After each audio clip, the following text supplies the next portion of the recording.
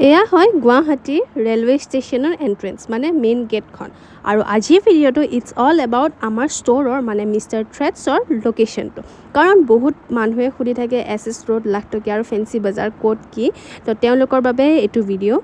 যিহেতু আমি railway station cross কৰি আহি চিধা যাব লাগিব আৰু অকণমান গৈ পাব এটা বাছ ষ্টেণ্ড এইটো হ'ল পল্টন বজাৰৰ ফালে যোৱা বাছ ষ্টেণ্ড আৰু এইখন পল্টন বজাৰৰ ব্ৰিজ আমি ব্ৰিজৰ তলেদি আহিলে পাম এটা হোটেল প্ৰেচিডেণ্ট আৰু এইখন ক্ৰছ কৰিয়ে পাম এটা চাৰিআলি আৰু এইটো চাৰিআলি ক্ৰছ কৰিয়ে পাম আমি এছ ৰোড লাখটকীয়া মানে এইখিনি ফেঞ্চি বজাৰ এছ ৰোড বুলি কয় আৰু এইফালে সোমালে এইখিনি গোটেই এৰিয়াখিনি লাখটকীয়া বুলি জানে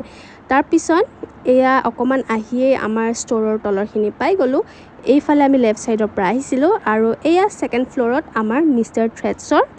দোকানখন যিহেতু আমাৰ হ'লচেল ৰিটেইল দুইটাই হয় আপোনালোকক স্ক্ৰীণত থকা নম্বৰটোত কণ্টেক্ট কৰিলেও আপোনালোকে পাই যাব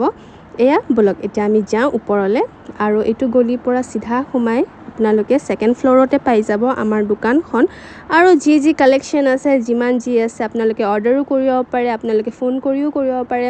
আৰু কেতিয়াবা কিবা পাৰ্চেল থাকিলেও আপোনালোকে কণ্টেক্ট কৰিব পাৰে অল ডিটেইলছ আপোনালোকে ফোন কৰিলে বা হোৱাটছএপ কৰিলে পাই যাব আৰু আজিলৈ ইমানেই